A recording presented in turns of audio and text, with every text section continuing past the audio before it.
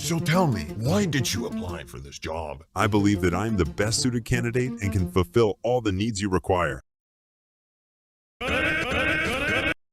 What is it that you hope to achieve in this role? I am doing this for the sake of the people, for this country. Hired.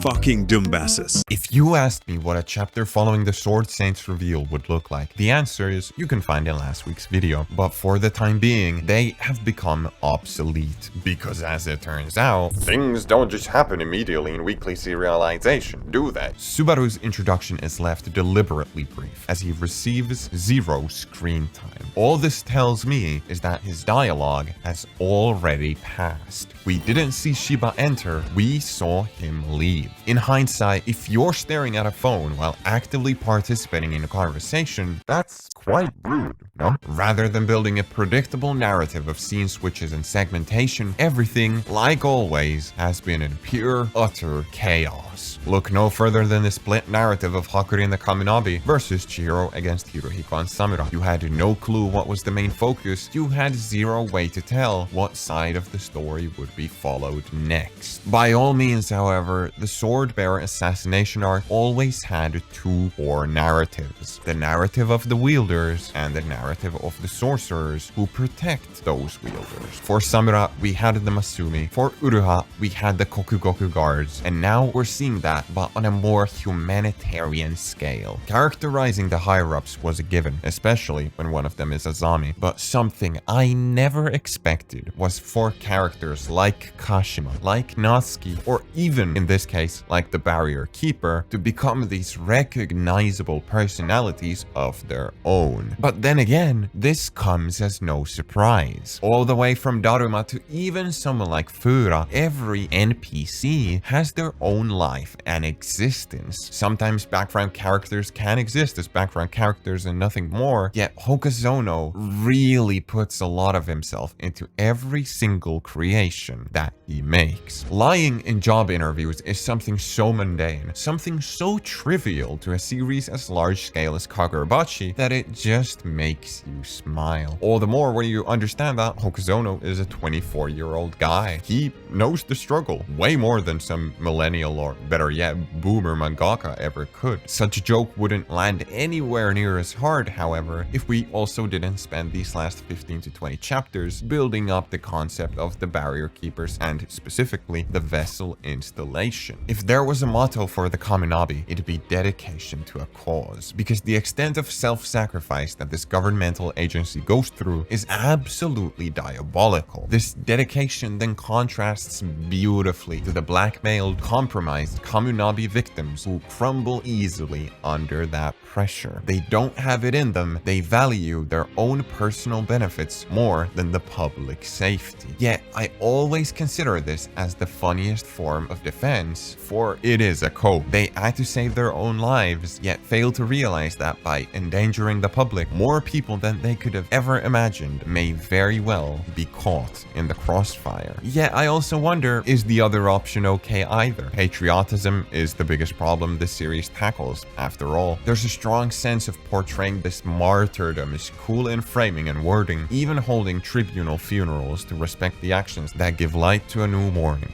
But having the Barrier Keeper survive because of Hakure tells the reader that this is how things should be. Visible through the Rakuzaichi, the series paints a large stroke on hope and the ability to always rescue those in need. Even then though, I don't think it's wise to assume that everyone can suddenly be saved. Not only is this incredibly situational, but Hakure's powers are that of literal legend. Even in the case of the Enchanted Blades, there's only 6 of them, and a katana, no matter what its intended purpose be, is still meant for murder rather than protection. While it's a beautiful sentiment that those in power have the ability to change lives, we're about to witness the polar opposite. And this, I'm willing to bet, isn't a theory, but something that will become reality. Kazen is an ugly, disgusting, vile human being who represents the very definition of self-sacrificial, which is fitting for he is the Kaminabi's factual leader. But, and this might be a hot take, he's not a bad guy. Just like the Kaminabi as an organization aren't either. While topics of totalitarianism authoritarianism through forced military means can sound insane at first, this is all in service of the people. Military prowess is both the sign of security and immense fear, of which Kosen definitely represents the latter. Yet to the average citizen, there's no greater security than knowing that the enchanted blades rest in the hands of the trustworthy government. And one of the biggest telltale signs of Kosen's true nature was shown when he allowed the Shishaku to breach the HQ. In hindsight, we know him to be a traitor, and we understand that he holds little, if any, care for the Kaminabi employees, but his prior reasoning stands ever true as can be. Our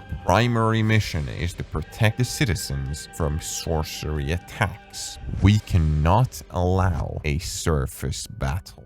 Instead of viewing this Hagiwara quote from his very explicit own experiences, let's look at it from a life in exchange of life kind of perspective. Sacrificing yourself for everyone else, or everyone else gets sacrificed because of you. Most of Shiba's actions are in the form of selfish desire. Even here, him teleporting Yura away is to ensure that Azami doesn't die, but like most actions, they have more than one single end result. Teleporting Yura outside means that the Kaminabi are now more safe than ever before, yet this doesn't erase the problem, only shifts the one who gets sacrificed. From the numerous sorcerers that respectfully stood no chance to just two people, Chihiro and Samura. And while it may look like a 2 versus 1, it is sadly the furthest thing, and it's all because of the civilians. Time after time, be that the Sojo encounter, the Hirohiko Theater, or now the Tokyo headquarters, Chihiro has shouldered everything, all in order to ensure the safety of the public. And with the Masumi, he learns to share that burden, which we will now see in action with the Samura. Only that their scale of responsibility is now far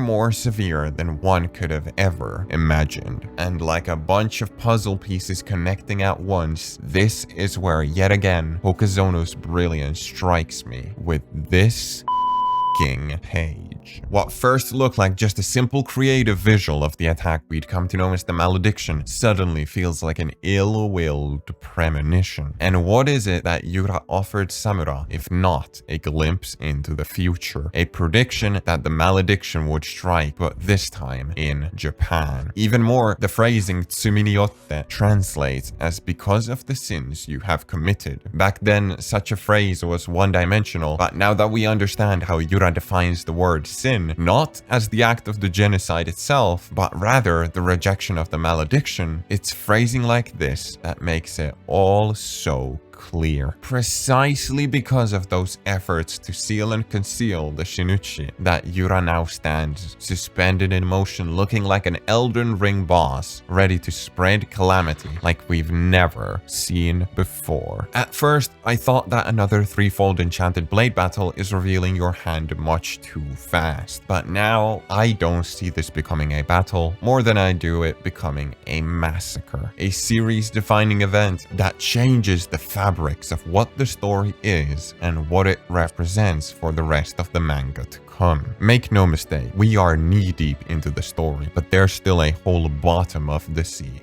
to explore. This isn't a mark of the end, it's a sign of gigantic change. Kagurabachi is about the past, the present, and the future all intertwining, and this, I imagine, is where it all starts to come together. Chihiro's words in this chapter are really interesting to read because they're from a state of intense immaturity. This scene takes place off-screen, but just from the age and location alone, we can deduct that it's moments after this scene in chapter 3. Chihiro says that it's not so much about revenge as it is just wanting to fight the same fight, but comparative to his current mindset, this couldn't be further from the truth. Through the theater section, Chihiro understands just how important it is that these Hishaku die as form of punishment. And rather than saying that he's fighting the same fight, it's about wanting to fight the same fight. The desires of wanting immediately show that this isn't realistic and only a pipe dream. It will never come true. And why is that? Because even if Chihiro is doing this in the name of Kunishige, his own own personal motivations and emotions have muddied that goal and its true